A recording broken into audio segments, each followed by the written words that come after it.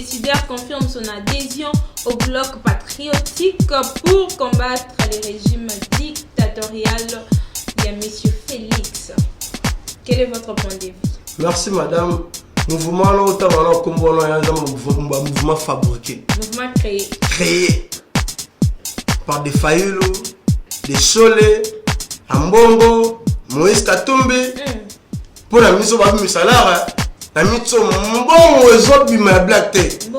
Ah madame Katumbi, Mbongo nyon sote ta minéré na biso en désordre la mission a tchango la solde. Promesse des peuples congolais à Koloba. Idée na autopé ma candidature. Merci beaucoup madame. Peuple congolais a eu bisanga union sacrée basée sur la promesse, mais marambo nyonso avant ça il faut promesse là. La réalisation, c'est pour quand? C'est pour quand? Mokonzi ya mboka a réalisé makambo ebele na kati ya mboka oyo ba communicateur ya mokonzi ya mboka bazolobela yango te madame. Chef de l'état depuis akomi mokonzi ya mboka komo mosala ya sali soki ezalaki na media ya motema malamu. Ceux qui ont un bon communicateur, au bazar pemeni ya chef de l'état, au bazar bimisa ba secret, au chef de l'état sali na mboka au maman, ceux qui te beti bilan, c'est que te beti bilan Kabila, na deuxième c'est que dia zipi ba trop belé madame. Azana ba bon communicateur te. Ba bon communicateur bazate. Bazar on va dans le bureau climatisé, mutuka ya munene salaire rebelle ya malonga, azozo asala musala moko te. Ba tambola te sur le terrain, ba bien faire mon konzambo que zomo na te. Mais c'est sur base de ça, on monite peuple à Koloba. C'est ça le problème, madame. Il y a un chef de l'État ici, il faut attendre l'entourage de communicateur. Bachi yango na kati ya libulu etikala ki basi papa belé mboka kongo ekufa ke libela mwana mboka ye lokola mwana mboka o mutu nyonso zalaki na posa kanamba Hippolyte étranger akende tozongisa na Rwanda tocha mwana mboka oyo aza congolais okoza na souci ya peuple oyo akopesa susu peuple congolais dignité esengo ya kosilisa prière oyo ngana tosala mbula na mbula pourquoi nzambo kilenga na zala congolais nzamba yoki mawa apesi biso mwana mboka Tshisekedi Tshilombo Antoine. Là bon on est commis en sécurité. Alors bi était commis en insécurité. Insécurité na capitale na yé dans la capitale na yé. Merci beaucoup madame na question pesingai. Afudole mbongo azala na vérité à Koloba pa peuple la face ya monde a commis en insécurité na maboko ya Nzambe. Pona nini musala Nzambe apesa ye lokola cardinal asala pona église catholique pour bandimi babumi nzela bazonga na nzela pona côté bato babongola motema mais c'est mbongo a changé de direction. A changé de direction combien de direction? A comme direction il y a parti politique. Il y a intérêt personnel. C'est-à-dire? Merci beaucoup la question madame. Ambongo tango a commis cardinal. Na stade de martyr alobi batu ya kala wana balaka ngai jipi batikala kopesa ngai te mais na gouvernement oyo ya Tshisekedi baye na jip bapesi ngai jip ambongo azu jip basepeli ba médiocre bapesa jip te après Mikolo Nemi Moulane aye na jip il y a plus de 50 000 $. Voilà, bonsoir fidèles de Yokabaz Télévision, ça dépend de l'heure à laquelle vous allez nous regarder, ça dépend de l'heure à laquelle vous allez nous capter. Et c'est mes amis qui Rosalie Bosso na binopo na ko informer binopo na ko solo la. Maïmatali République démocratique du Congo pour na koyela bino ba sujet d'actualité pe to commenter kayango, to analyser kayango. Tuyaka na ba invité ya ndenge na ndenge liboso na bino pona ba pesa ba point de vue na bango ba pesa pe makanisi na bango liboso ya caméra na biso ya Yokabaz Télévision. Pour aujourd'hui, je ne suis pas seule sur ce plateau. Nazali bongo na mwana mboka Neymar otorobeta ne bongo masolo ya ba sujet d'actualité ya mukolo ya lelo tokolobela mai SSC a ebina ko annoncer rupture avec six confessions religieuses tokolobe la paix lisusu mai cardinal Fridolin Ambongo ebina koloba et azali na insécurité tokolobe la paix coalition FCC Lamuka yango mingi de kotokobeta c'était wana avec mon mboka Neymar on a bon on pesa bonjour et bienvenue. Mbote mon mboka maman la journaliste. Boye malamu na émission na biso la politique de l'heure ezali pap to beta bongo masolo ya ba sujet d'actualité présentation lisusu ya na détail pona bato bayeba na koyeba yo bayebi ba moni yo to pe balandi biso pour la première fois na yo Kabas télévision. Merci beaucoup na question na yo mon mboka maman la journaliste. To pesi bino bambote belé partout bozu libaku ya kolanda biso oyo mwana musala na bino président Neymar valise satellitaire oyo ya base ya IDPS ou pour pesi biso musala ya kokota par-ci par-là pour na koluka mambi matali mboka to uti wapi to komi wapi puis to zokende wapi. Moi mikole belé zaki na bino suna médiaté zaki à cause de santé ningana ki moi mokena zaki na repos médical ya 6 mois siko na zongi na terrain to betana banyama. Voilà, ozongi na terrain to beta banyama to uti na sepene lo mo lobi to uti wapi to komi wapi pe to zokende wapi. Voilà, to ba na sujet na biso to uti wapi to zokende wapi to komi wapi. Coalition FCC Cash to utaki na coalition FCC Cash le to komi na coalition FCC Lamuka mon mboka Neymar. Moi je dirais qu'on aura tout vu dans ces pays. Maintenant to komi ko vivre coalition la Fayulu avec Kabila. Commentaire na yo ezali nini? Merci beaucoup madame la journaliste la malobo pesingai. Et loko yobino bomoni yango lelo loko lezelo ko esika mizelo ko esika te.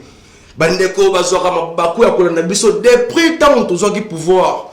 Toyebisaki bango boye Lamuka FCC eza le roi à sentir. Yo kende boye ngala kende boye to. Kuta liboso. Siko lelo ba ba chaki biso tembe batabilo baloba. Ba te politique ya sanzete. Lelo ba pesi biso raison. Le ba monique batabilo baloba makamba biso biso kala. FCC Lamuka bazaka keloko moko lelo kokisami. Mais bato boka musangai bazongi ne na ndaku madame la journaliste. Bazongi na palais esika ba utaki to ebingana malamu monsieur Fayulu monsieur Muzitu baza bato bazaki ba serviteur ya monsieur Kabila Kanambe o ba travail na elongo o ba bumi mboko elongo Martin Zaki député Kabila. Donc le retour à la case de départ. Ah oui. Papa bana bakenda ki babite tozongela papa abiso. Papa na bango. Et c'est le quoi esikaté. La politique est dynamique tobo ça na yangote. Là je ne disconfie pas madame. Mais tato ken ndenge ki dynamise ono lobi wana na situation te. Est-ce que la kotuna mutuna moko madame? Yo yebi eloko nini Martin Fayulu m'a dit de inela ka mais cette sekedi. Allez, pourquoi? À l'obité, tu sais qu'il a eu pouvoir et pas M. Kabila. Là, quand même, il y a Kabila, oui, pour moi, tu sais que pour moi, M. Kabila, pas eu pouvoir, on a appelé M. Tshisekedi. Lelo, Oyoki, FCC, Lamuka, Basangani, pour nous, Buntsamo, Namboka, fait Tshisekedi, Chilombo. Tebaki, Yango, Bahaki, Kosola, Namolili, Nabutu, kokuta na butu kokabona kanyaka na butu siko ba habité tango akobanga butu eza susute voilà to meke na butu esimbite to ke siko na moi yango siko ba na mo peuple congolais amoni bango yango na zo profiter ko lebisa peuple congolais oyo Martin Fayulu m'a dit de betela ka maboko Martin Fayulu m'a dit élu par le peuple président de la République papa bobo sona Martin Fayulu aza élu par le peuple local à député national. Oyo azawana pour l'intérêt à peuple congolais so comme okete. Fayulu Madidi et puis azaka congolais te.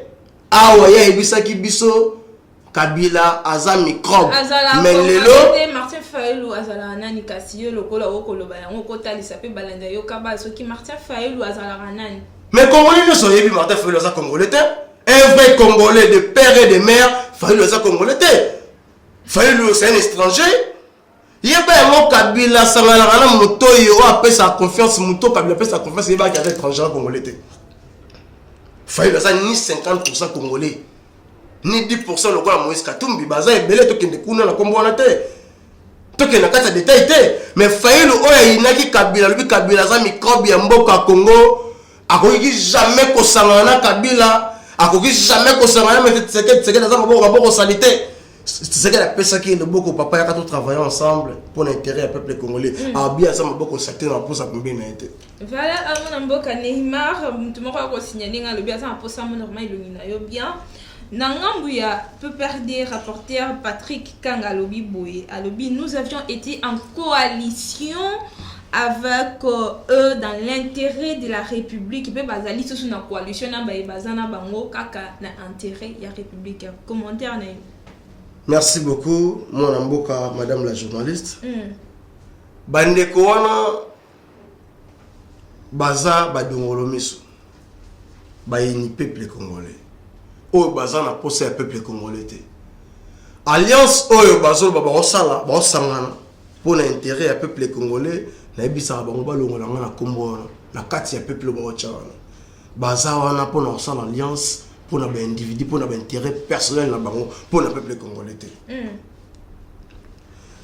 Félix Tshisekedi akuti mboka Congo na kati ya cimetière.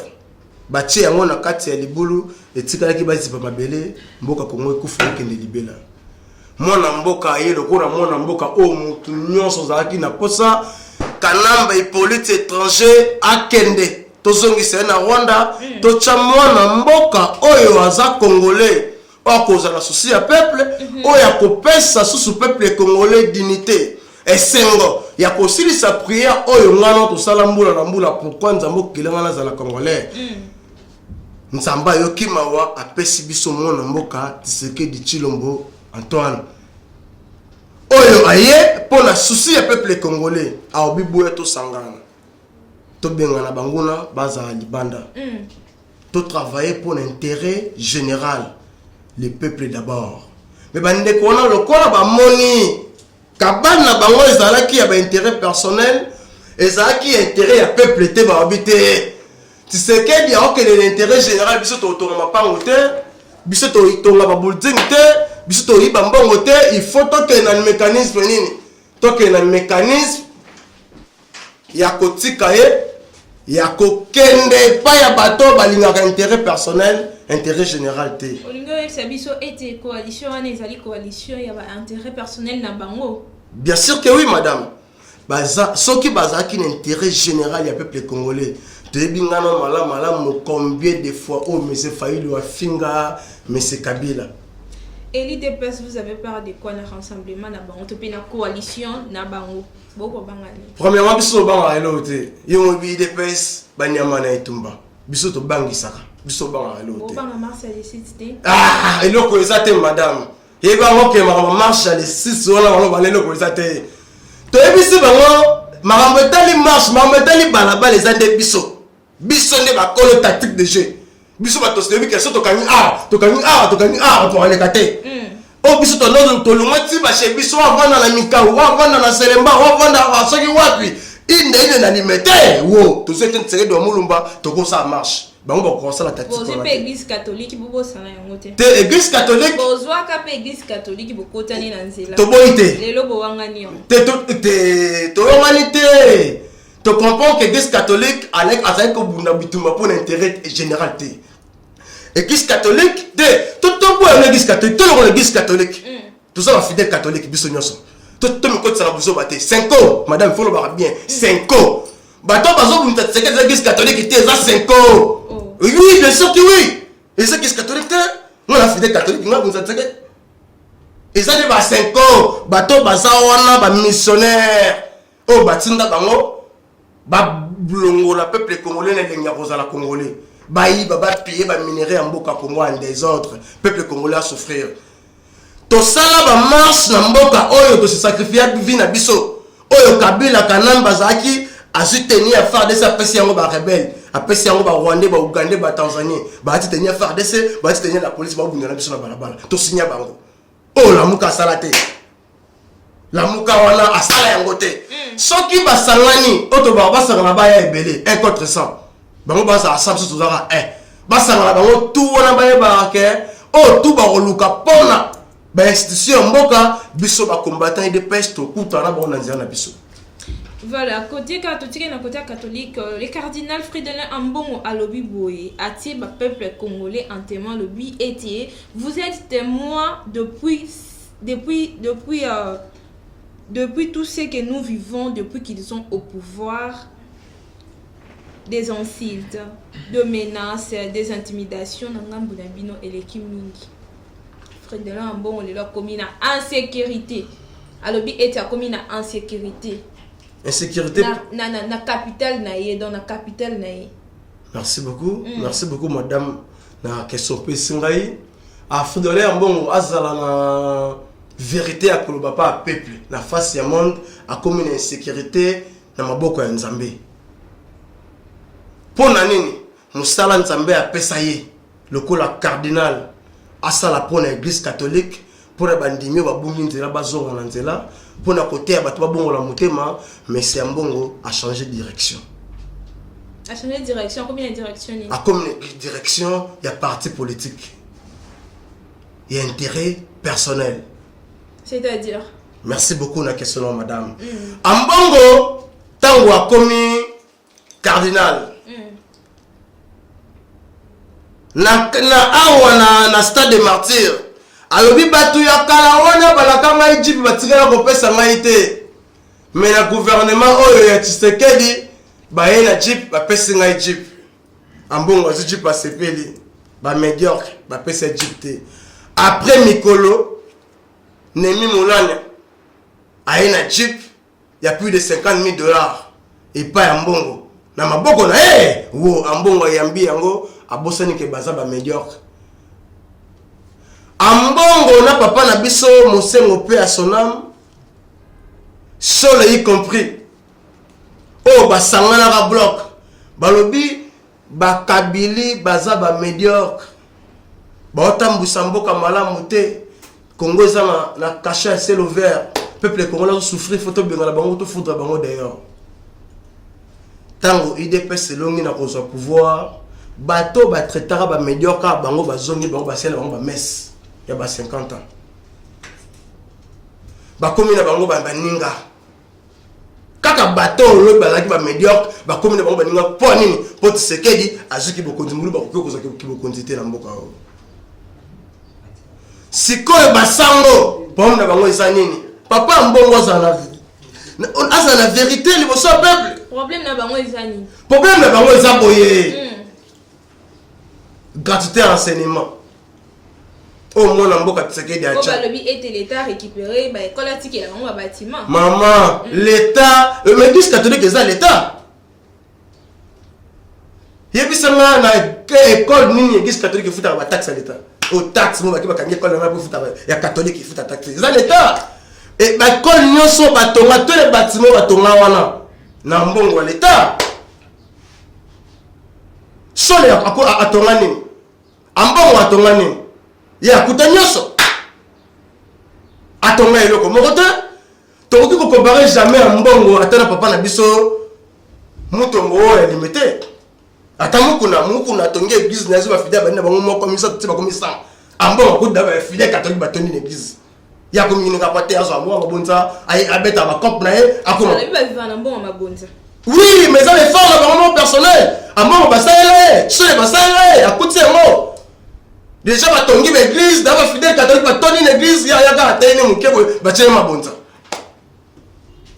bandenge mokota bango passa bango mokonza mboka lobi peuple congolais misala malongo ezate papa za na 7 bana 8 bana bakoma otanga na intervalle moko otanga ne omso pe mayozi na mninga omso otanga ne wana yozi aso mninga omso otanga ne wana donc bana otanga ba intervalle mokonza mboka bité na kati mibeko ya mboka gratin cinéma eza parmi ba piliers donc il faut soutenir yango peuple congolais atanga kasi en fele. IDPS a toujours soutenu les catholiques, IDPS a toujours un assima catholique, mais aujourd'hui, ils allaient coller la bango, IDPS a baluké les bango.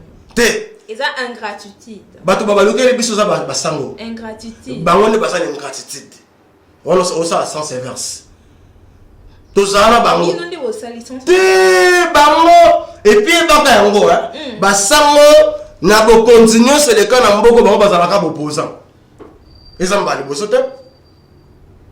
Ma bo continuer c'est le cas na mboko basango bazalaka opposant. Bachaka comme un peuple, mais comme vous avez un peuple été. Papa Mbongo tika le kuta koko sa zana insécurité le kuta. Yé bayango, ma belle c'est le peuple congolais.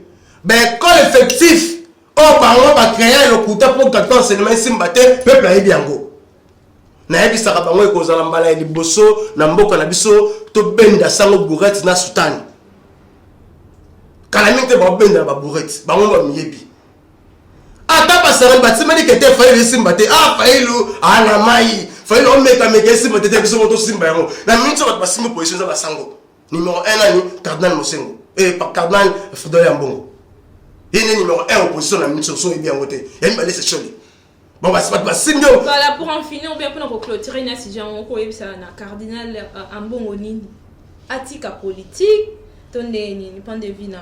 Pas Mokonzi Nabango, Oyo Papa. Oya simbi bango nyonso déjà betani abendaki bango matoi avant ngana ebisaye na ko pesa conseil à se référer na maloba ya papa ebisi bango musanda bango ezali pour na côté ya ba fidèle catholique pour na côté ya ba brebis ba bungi nzela bazonga na nzela musanda bango za na politique te mais soki ambongo aza moto soki akolinga alobité na mona catholique mbongo eza malonga te kopo na moni na politique kuna masole ya mbongo ezali na longo na sultan aza libre madame alongo la sultan alati costume alati chemise aye na TV avec la masole ya politique alongo l'église catholique na kati ya monoko na ye po ambongo aosala l'église soko mokete ambongo comme un cardinal alobi na sengi na ba fidèle catholique nyonso na sengi na ba enseignant catholique o aza enseignant catholique assemble la l'église catholique te ayeba yango alungwe. Pour nous l'église catholique, il faut la fidèle catholique. Maman, on est malobé à cause de Kabola. Donc, Ambongo, Azawana pour le peuple congolais. Papa cardinal Ambongo, Yoka Soni. Yoka Soni, Yoko, il a fait ce qu'elle dit, Chilombo, Asala Yonini. Avec ce loco pianini. Pour le 14 seulement, ils ont bien un peuple congolais, mon bimba. Oh, tel FCC, la Moka, oh, ensemble, oh, IDPS. Oh, tous les partis politiques, le peuple n'ont pas profiter de la gratuité enseignement. Yoko, il n'est pas là. Bino, il fallait que mon casino na seni, au tindi sol, à quelle négociation, qu'on ait bisaye, mon konzambo katala, na ben si nous c'est un mboka na biso, biso bate équateur, ata moko na kati ya zalité, na ba poste régalienne, ata équateur moko azate, to sengi yo pesa biso ata sénat. Pesa biso seni pardon soko pesa biso seni to chata muto na biso équateur to luka ta moye ya ko contrôler seni pour to za na poste moko to biso to contrôler na kati ya mboka mokonza mboka ya biso bango alobi makambo ya seni ekipenga ite makambo ya seni bokende ko sangana ndenge ezalaka bobo mesano batu ba plateforme religieuse Bobi misela biso mokonzo akomema élection na kimia au peuple congolais akosepela nango. Mabe ya Chilombo eza wapi? Te mokonzi mboka il faut boyebisa malonda okota likambo na biso lokola okota ki ya malonda. Soki na kota ki ya malonda po ba servir malonda ezalaki malamu te. Peuple congolais bimaki libanda. Ba plateforme religieuse ba même signature makolote mutu moko ezaki na kati te même bis kimbanguiste s'il vous plaît madame même bis kimbanguiste oyo ba ba ke malonda utaki na bis kimbanguiste ba chef kimbanguiste ba wana ki ba bito makambo wana te aya ngomo konzambo ba kotaki makambo wana mais makambo etali kadima ba processus ne c'est normal abesole oyo to mona ki ba vidéo oketi pa la muka ozu communiquer ya la muka oui, na kati sika bosangana ki 9 confessions religieuses pour la kopona mokonzi seni bobi ozola ki saba baninga na yo botala contenu oyo ba pesi bino banda pa peuple congolais bosala o balobi papa dodo atangi contenu alobi boba boponate donc yo abe OK libanda na parti politique pose son contenu na bango et ça passe ils ont pas ça passe mais peuple congolais ça là au saké basango wana baza pona biso peuple congolais te baza wana pona ba intérêt personnel mais kala mingi te ba komona peuple congolais na nzela na bango. Voilà mesdames et messieurs, nous allons revenir dans les prochaines émissions sur ces sujets. Pour l'instant au salon nous frégile to le belasiko mouvement citoyen les décideurs confirment son adhésion au bloc patriotique pour combattre les régimes dictatoriaux. Il y a monsieur Félix. Quel est votre point de vue? Merci madame. Mouvement là autant on a comme un mouvement fabriqué. Mouvement créé. Créé par des Fayulu, des Cholé, Ambongo, Moïse Katumbi. Pour la mise au babi misalara, la mise au mbongo ezobima black té. Mbongo ezobima. Ah madame Katumbi, mbongo nyonso teta minéré na biso en désordre la mise a tchango la solde. Donc la mise ceux qui ont pour Katumbiste. Que ça musala. Mbongo ebimi pour la créer un mouvement oyo.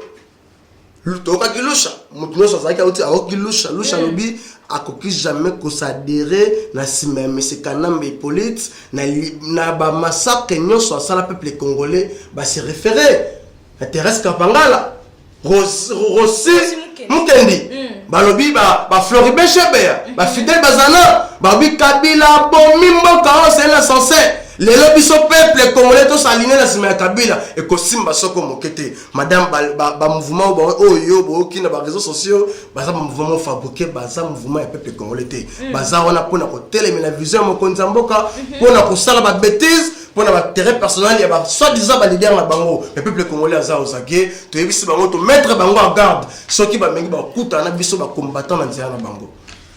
Voilà, mesdames et messieurs, nous allons aussi revenir dans les prochaines émissions. L'union sacrée est allée basée dans la promesse des peuples congolais à Kolubabon.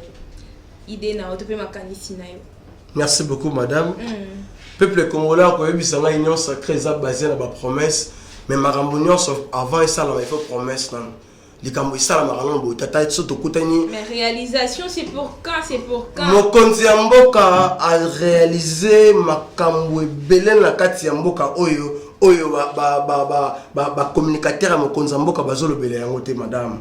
Chef de l'état des points comme mokonzi ya mboka comme musalo ya sali soki ezalaki na media ya motema malamu soki ezalaki na ba bon communicateur o baza pembeni ya chef de l'état o bazobimisa ba secret. Oh le chef de l'état sali na mboka oh maman ceux qui te bêtis bilan c'est que te bêtis bilan Kabila na deuxième c'est que dia zipi ba trop belé madame azana ba bon communicateur te ba bon communicateur bazate baza wana on va na bureau climatisé mutuka ya monene salaire belé ya malonga azozwa asala musala moko te ba tambola te sur le terrain ba bien faire mokonza mboka zomo na te bazo bimisa yango te bango bazona na ebite soki ka kipoto ki diaspora to ndeni. Mais c'est sur base de ça on moni peuple à Koloba et union sacrée là basée na ba promesse. C'est ça le problème madame. Yango wana chef de l'état ici ka zali faut attendre l'entourage ya ba communicateur na yo wana. Ba osala musala soko mukete. Bazo sunga mokonza mboka tanelo ko moko te. Depuis mokonza mboka bandi musala na ye. Asali musala oyo monani na miso papa maman na ngai. Mais ba dongolo miso ko bazalo babite. Il faut te créer ba piscos ba coca jam vision na yemo na teto beta masoloté même ba dongolo miso bazawana même awon communicateur mokonza mboka aza dongolo miso azawana azoso kanyaka mopanzi ba makambo mokonza mboka no sala yazo fina yango moi bimisa yango azate yango mo peuple congolais mso fana le rabia mende azonga pourquoi ba le ramende mende za ko sala musala mende za ko loba makambo oyo atelo kutana mende atia mo wana pilipili mais tu sais que dans ça la musala est solo muta kolobela ba bien faire mokonza mboka azalité yango to interpeller mokonza mboka son excellence monsieur le président de la République attend la carte na ye entourage wana mopanzi wana ba communicateur baza ba dongolo misu baza miibi ba osala musala soko motete pour l'intérêt ya mokonza mboka bango basala pour ba famille na bango pour ba nduma na bango pour ba basi na bango mopanzi mais pour la chef de l'état ba osala musala moko te mokonza mboka zwa ba communicateur oyo ba kolobela ba bien fait na yo oza ko sala na kati ya mboka na biso mais madame pour na consulter la question na nga otuni ngai union sacrée ezali plateforme et sangani et ba promesse te. Voilà les problèmes avec vous du côté l'IDPS ça a été quand ça ne va pas bolinga kolobela donc vous avez peuple le bibino olé bino bolobaka parce que c'est vous qui passez devant la caméra olé bino bo défendre ba intérêt ya peuple bino beaucoup mi ba fanatisme. Merci madame qui fanatisme oh le bien la combattant ça va fanatisme té combattant parce que c'est vous qui êtes devant la caméra chaque jour quand ça ne va pas il faut parler combattant ça va fanatisme té na kati ça ide pèse ça pyramide renversée beaucoup de autant na chaque mati likolo soko ça ba beto yebiso mabo ça jusque là ma yebiso c'est que la scène m'a bien monté na kati mboka na biso réalisation bien sûr que oui mais équipe oh mokonzambo kazana réalisation avec le la réalisation ezali azo réaliser ma promesse na ye makambo alobaki azo réaliser ya on a ebisi bino communication malonga ezali te malgré ça toza ba ministre mususu na kati ya union sacrée au bon ça la musala malonga te o fallait mokonzambo ka imoka alobaki yango fo tout ça la triage to longola bon to chaba to bon ça la musala malamu. À part de cela, warrior, baza wana babimisi ba secret belé, na époque ya kala toyeba ki yango te. Donc bazo travail, faut to pesa ba confiance. To sanga no boko na loboko, okomona. Te confiance. Maman mboko na biso Kongo esika eutaki na esiko to komi lelo nzamba zo lokumu apesi tout secret de Chilombo. Ça y est mais Kongo eza boité mais ngalo to bita masoso ya Kongo te. Mais heureusement, moi apesi mo Kongo mopanzi. To pesa nzambe merci. Na ngolo apesa ngana apesa mo konzo alela katonga midi pokwa. O atang akomi mo konzi mboka Kongo azumboka mobimba dedi ya mona boko nzambe. Et puis asengi bolimbisi. Nzambe limbisa ba konzo nyoso beleka na mboka oyo. Y compris ngai mabeto sala limbisa biso mboka na biso Kongo kende liboso. Voilà, mesdames et messieurs, petit à petit, nous chutons à la fin de notre émission. Il y a analyse na biso ya mukolo, il y a lelo. Question nanga mususu ezaboye après Massina dans le district de Tchangou, le président de l'Assemblée nationale Christophe Mboso sera en meeting de vérité ce dimanche 31 octobre 2021 au stade de Vélodrome à Kitambo. Baimboka mususu balobi nyonso o kaka na mbongo ya baimboka. Oh. Non, mais Mbosso a travaillé à peuple congolais, a président de l'Assemblée nationale, a un salaire en chaque fin du mois. Donc, à travailler, a une institution en République. Avec l'argent des contribuables congolais. Maman, il écoute ça en fonction. Il y a un Mouzitou. Mouzitou, par mois, à $21 000. Mbongo yanga peuple congolais, ya ticket, ya passe autosofaka. Mouzitou, $15 000 par mois, le ancien premier ministre, touchant chaque fin du mois. $6 000, touchant chaque fin du mois, le député national. Maman, Moussa ni basalaka. Adolphe Moussa qui n'a pas Moussa wapi. Bon, ça les soqueries à sommet de l'État. Papa la bisomboso, baza bateau, yo ba comprendre vision ya mokonzi mboka.